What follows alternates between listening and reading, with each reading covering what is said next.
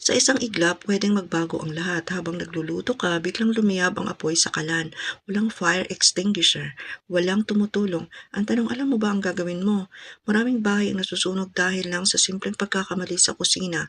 Pero ang video na to, ipapakita natin ang tamang paraan base sa mga actual fire drill ng mga bumbero kung paano mo makukontrol ang apoy at mailigtas ang sarili mo at ang pamilya mo. Tandaan, wag na wag bubuhusan ng tubig ang lumiliyab na niluluto. Dahil maaari itong lumaki at kumalat. So again, mga Kamaynila, wag bubuhusan ng tubig ang lumilihab na niluluto. Kaya wag magpapanik.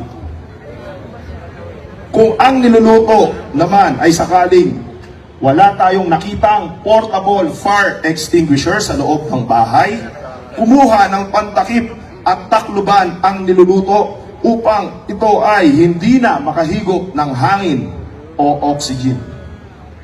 Kung wala naman, kumuha ng damit o tuwalya, basain at itaklob ulit sa niluluto.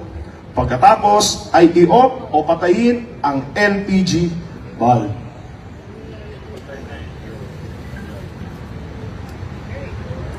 Kung natanggal naman ang hose at lumiyab ang cylinder, ito po ang dapat nating tandaan.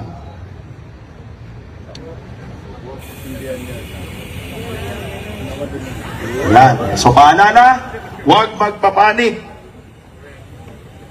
Kumuha lang ng damit o tela, basain, ipulupot sa kamay at patayin ang LPG bulb. Palakpakan naman dyan.